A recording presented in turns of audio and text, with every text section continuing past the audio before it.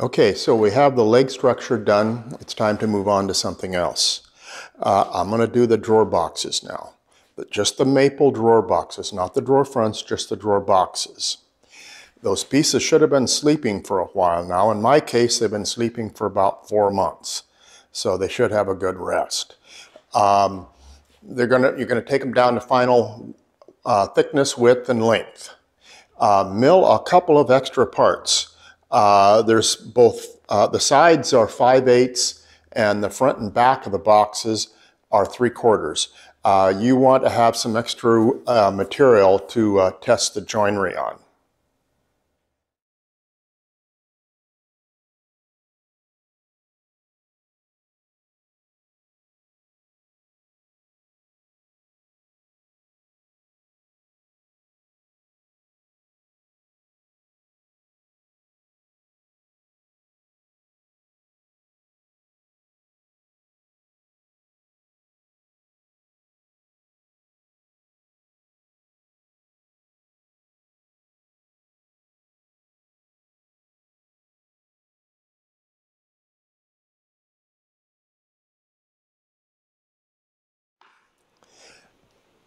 So the joint I'm going to be using on the drawers is a simple lock joint. The Greens used it in the Robinson house, rather the Halls implemented it, and it's lasted 100 years. Basically, it's 3 cuts.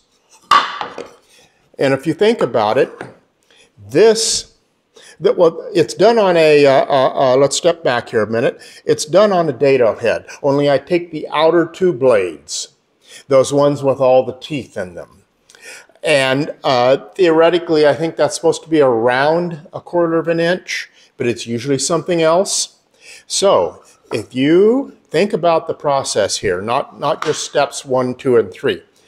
If you take this piece, it's supposed to fit in there. So, and this one here fits in there.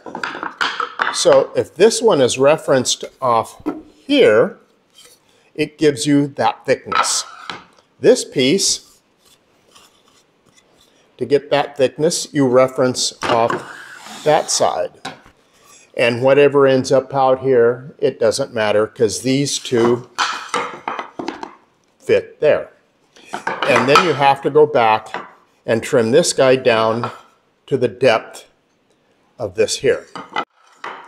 So you want the joint to fit not too snug, because when you get up to this guy here, the file drawer, that's a lot of surface to push together. And if it's really snug, it's going to be difficult. It could seize up on you. So you want a little bit of movement, but not a lot. So for the initial settings, I can just use the sides, 5/8 thick pieces, and make 2 cuts to see how it goes together. And then on the front and back of the boxes, drawer boxes, all I need to do is, like again, raise that, the blade. So, but this will give me the initial first cut. Now, roughly, that cut is going to be about 1/4 inch deep. So I've got a 1/4 inch spacer here. I'm just going to, and that 1/4 inch is not critical. If we're somewhere close, you know, within 64th, 10 thousandths or so, we're good. We'll adjust the next cut to that, the next joint. And we're roughly a light 1/4 inch over from the blade. So let's give it a first shot and see where we go from there.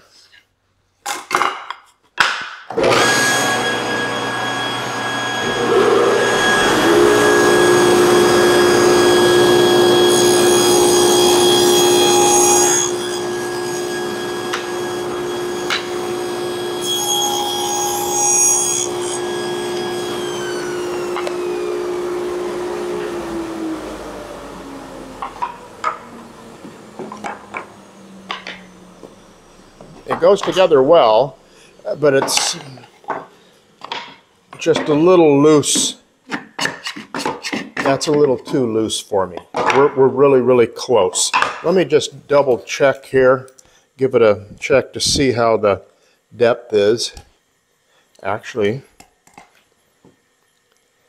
I said we could be 10 thousandths off. Well, it's hard to. We're about 6 thousandths. We're close. We're where I need to be. But I need this space here to be just a hair wider. I like to use one of these guys to tell me about how far I've moved over.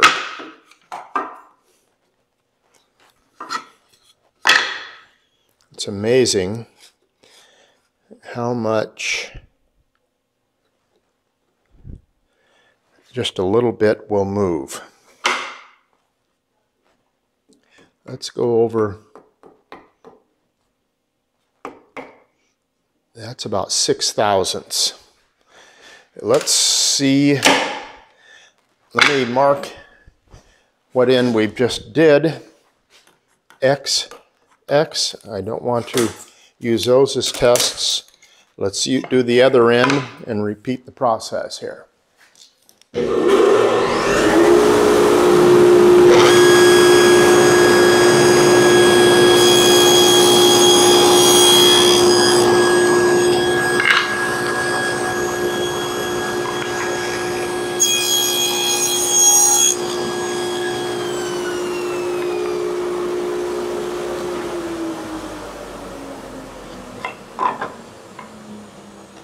Ah, we're in luck.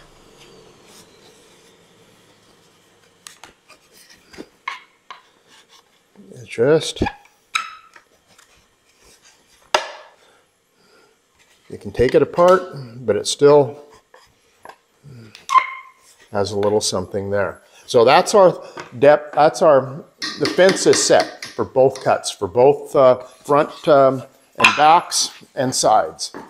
But it's set for the sides now, so we can go ahead and run them.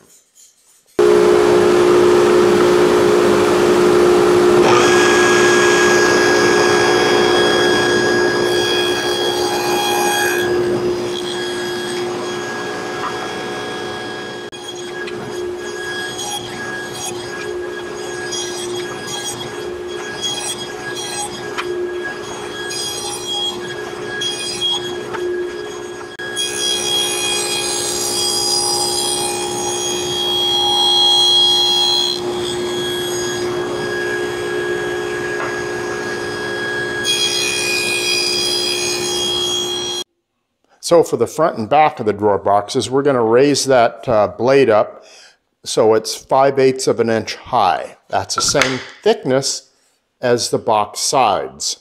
That allows that one leg to cover the side of the box completely. So I'm going to place a drawer side up against here, the blade, and use this little guy here to gauge when I'm high enough.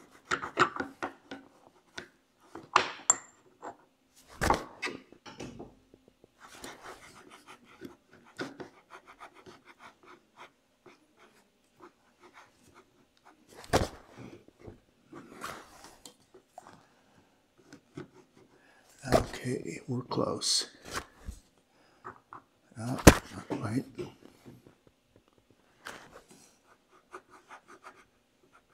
Just a hair more. I think we're there. Let's tighten this adjustment up and run the test piece. Oops, we're going to go up like this. And now, another point here. I've got this guy here. He's another throwaway fixture just for this project. This cutout is the thickness. It's 3/4 of an inch. I've got this foamy stuff in there. That kind of gives me a little padding and makes, when I push on it, I think I get a better contact in here.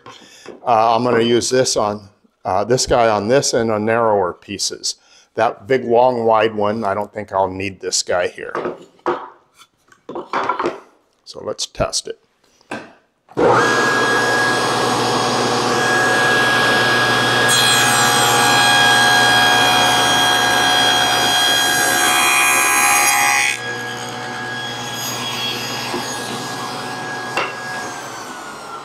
Now, something I forgot to do that I need to illustrate, I'm going to put an X. That tells me this is the side that I have referenced. And that way when you pick this guy up, you'll know right away. And you'll, for future, we're going to also have to cut this guy off right here, so you'll know which side. So this is how we are at this point. You can see this guy gets cut off. And this is going to be flush over here. But for our purposes here, I just want to check if this cut here is deep enough. So I'm going to go over to the bandsaw and hack off quite a bit of that, come back, and then we'll test to see if this little finger here bottoms out in there. Okay, let's see what happens. We're good. Bottoms out here. Really close to flush here. This is overhanging by just a couple thousandths, which is probably perfect, because then you have something. It's better to overhang by a couple thousandths rather than negative. So we can go ahead and cut all these.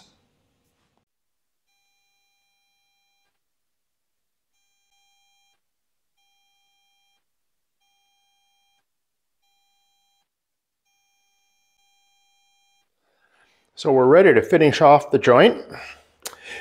This is how we stand right now. This leg here is too long. It needs to be cut off where I've got all this red marking here. So it will be like this. And that guy will bottom out in there and leave it flush here. So this guy is about 1/4 inch thick, roughly. In here is dead space. So I put a regular blade in there, took the dado out. This is a 5/16 spacer. That's the height. So that should cut into dead air. It doesn't matter, we're not going to hit that at 5/16 height. So I need to go over about 3/8. So I'm going to set the fence up. So I still have something to cut. I want to creep up on that cut. I don't want to do it all at once. I like to get close and then take maybe several.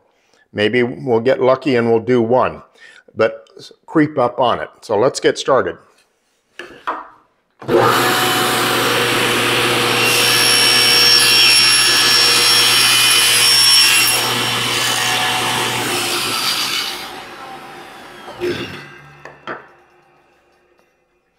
One little warning, you're capturing this guy in there, so he may want to come flying out. Don't stand right behind it and be a target. So it looks like we've got just a little bit to go. You can see it's not flush there, and we've got a gap there yet. So let's move it over. Well, I'm going to take what I normally do, and we'll move it over controlled.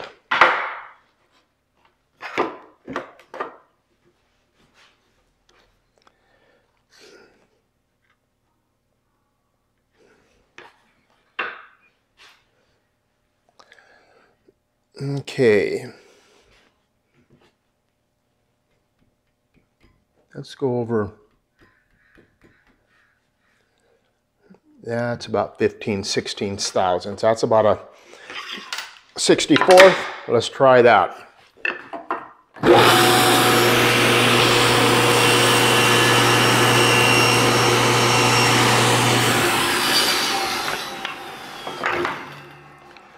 Oh, we're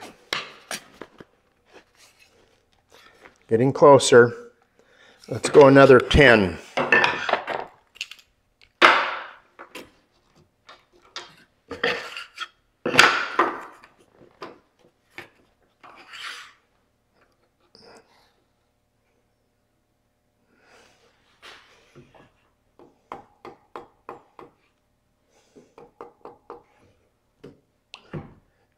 There's 12.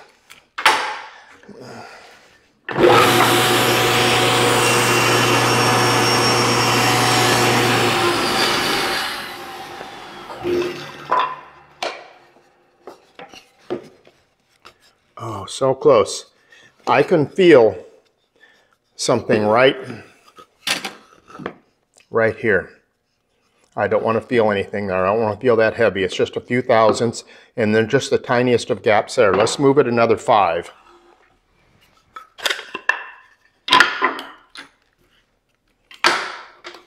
Oops, wrong side.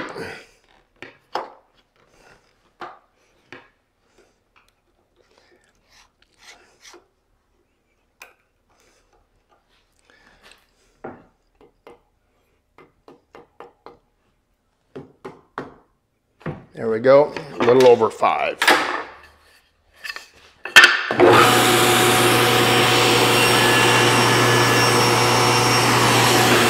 That's going to be pretty close, I have a feel.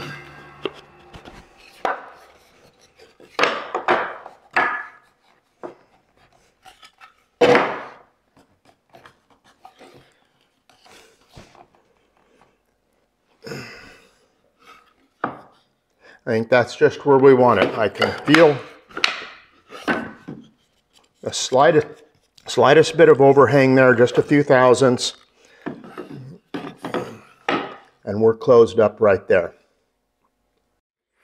So we can go ahead and run all these guys, making sure. Now I marked the side that's going to get cut already with my X.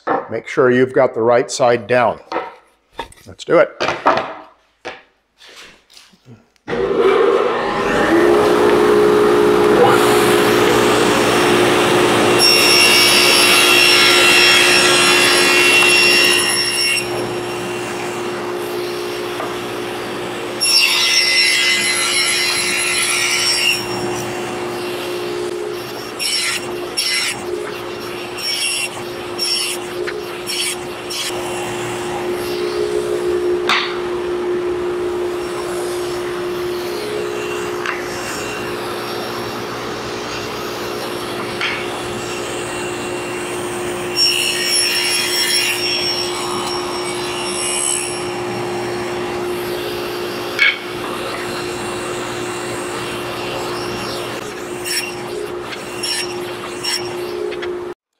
So let's see how our big guys fit, the file drawers.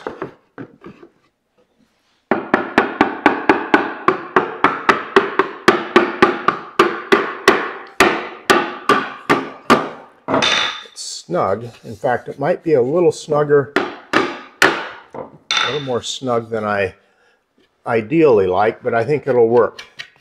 I'll have to be very careful getting this together and putting it together fast before nothing seizes up. Until I get it together, I gotta be very careful.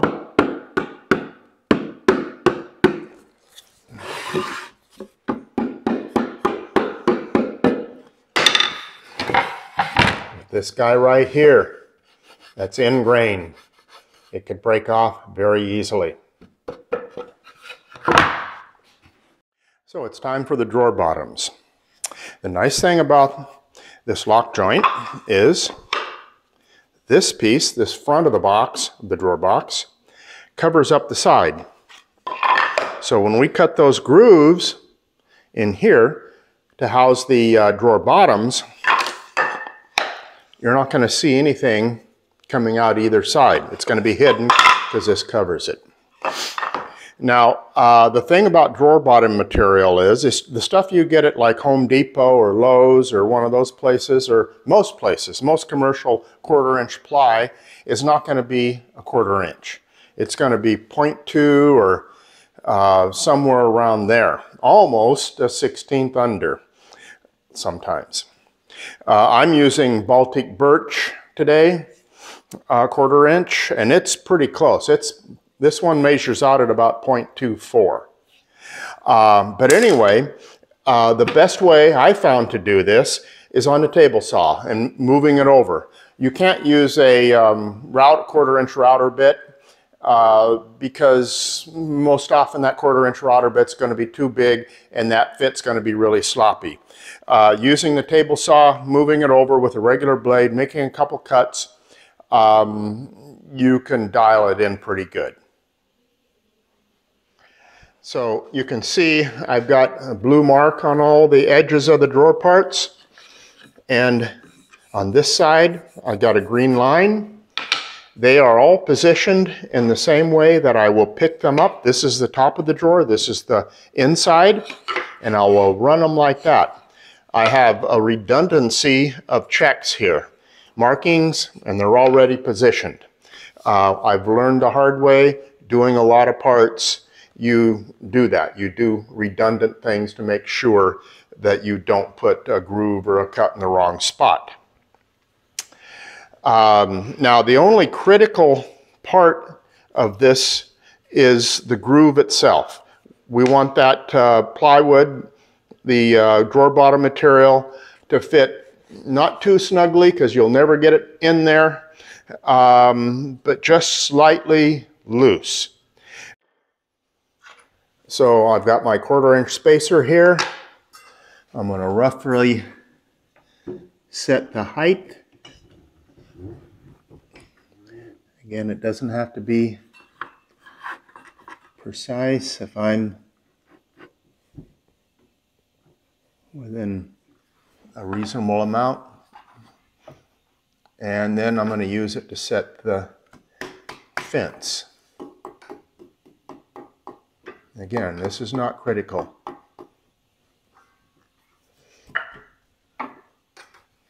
So don't waste my time on things that aren't critical.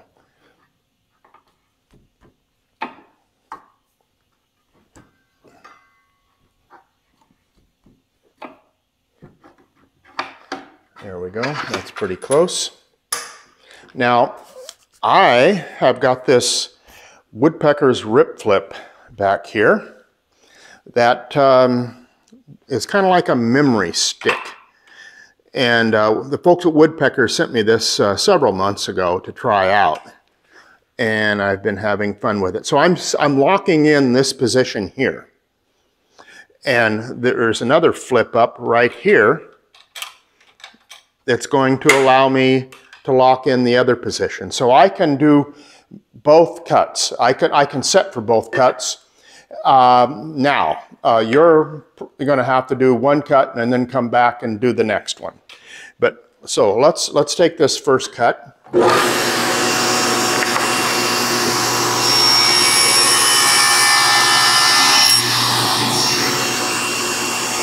Okay, and I'm going to move over.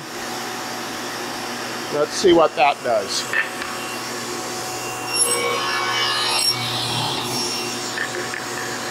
I know that's thin, but I'm creeping up on it here.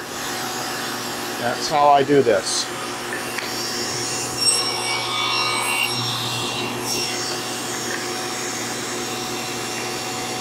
Just a little more.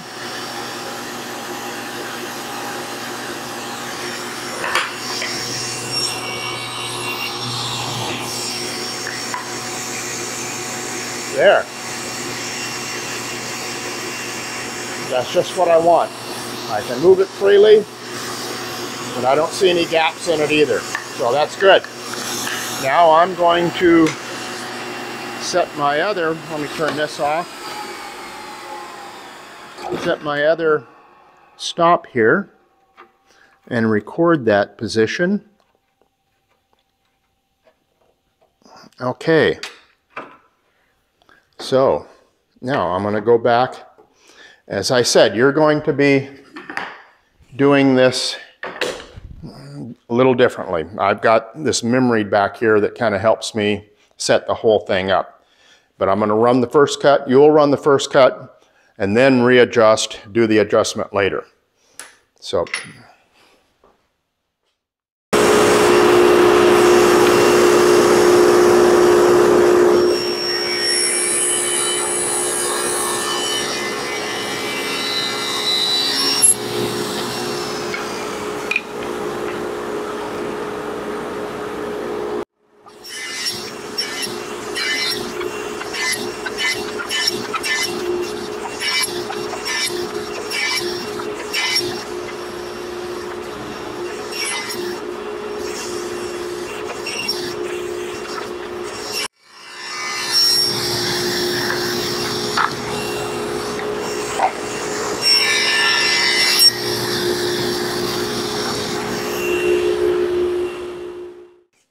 The file drawers need slots put them in for the hangers for the files.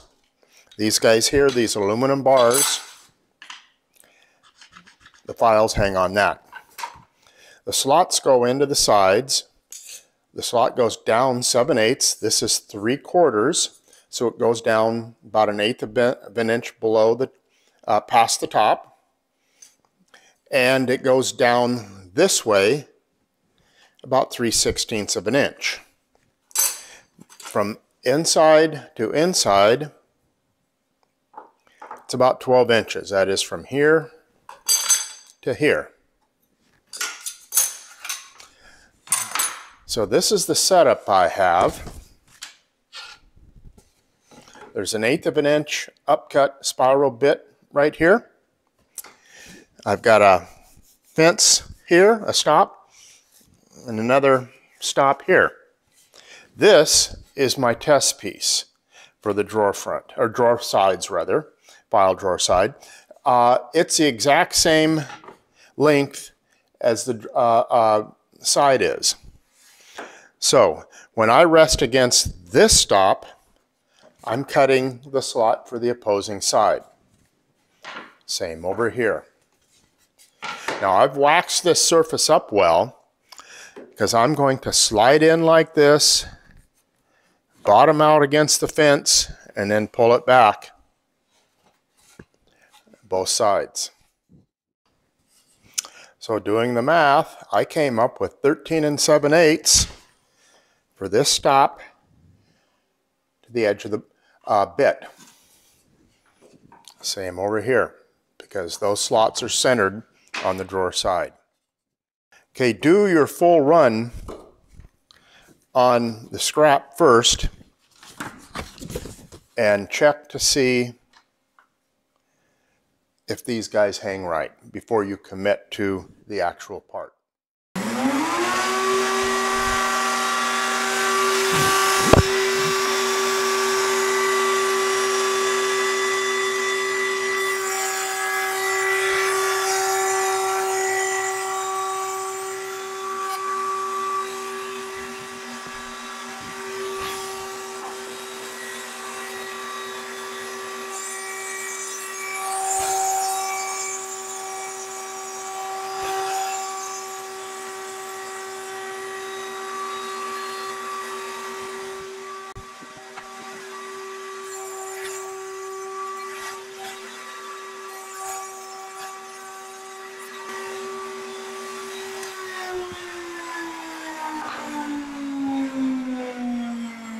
We still have a few things to do here on the drawer boxes.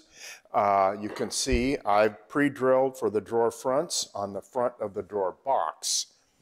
Just on the front of the drawer box, not anywhere else. That's where that front's going to get planted on there. At this time, you can go ahead and cut out the drawer bottoms. Double check that everything's going to fit before you commit to cutting them out. I like to have the drawer bottoms maybe a 1/16 undersize. That way you don't, they don't jam in there and have a problem trying to fit them in at the glue up, at the moment of glue up. Go ahead and sand them all up. I sand these guys to 220. These edges here, I just ease these edges. You don't need to ease this edge right here where the actual drawer front is going on. Leave that one sharp. But the rest of these, you can go ahead and ease. And then we'll be at the stage of glue up. All the parts have been sanded.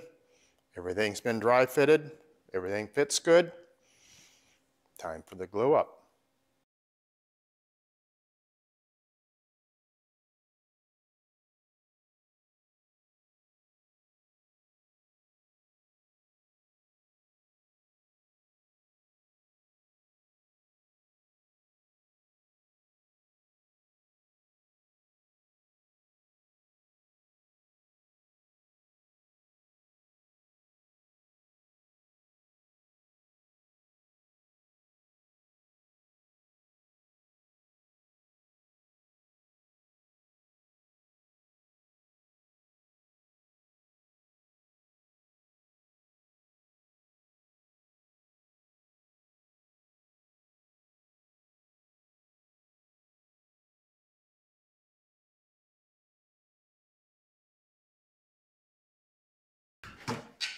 Hot melt time. Gonna put a little bead of glue, hot melt glue, all around the bottom perimeter of the drawer bottom. One of the reasons I like to use hot melt is if you have a spot that's loose, the drawer bottom and the groove, and it's showing on the inside of the drawer, that's fixable with hot melt. Let me show you a gap that I found in one of these drawers. Let's head over there. So right in here, you can see there's a gap right here, just in that one little spot there in the corner. But when I push from the bottom, I can pull it out. So I've made up a wedge. As you can see, it's razor thin right here, very thin. So here's the offending spot. I can push down on it. This is so thin that it will reach in there. And I'm not sure if I need I don't really need a second one. That's about the only place it'll go down. Now I take a sharp chisel. And when the hot melt goes on, it's lodged in there. Everything stays tight on the other side. So let's get some hot melt on there.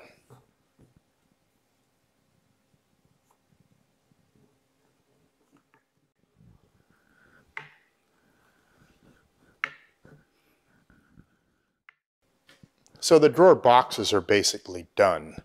They get drawer fronts planted on them, but that's independent of finishing the boxes themselves. I'm going to go ahead and put finish on these guys now. I like to do that because when it comes to finishing the whole project, these are done, and these will be done, and I won't have all these parts laying around in a big mess. Get some of them out of the way now, and they'll be waiting for me. I use Livos Kunos number 244 clear. I won't go into how I finish right now. You don't have to finish yours right now, but if you decide to, and you decide to use the same finish I do, either skip forward to the part where I talk about the finish or read the instructions. I basically follow the instructions.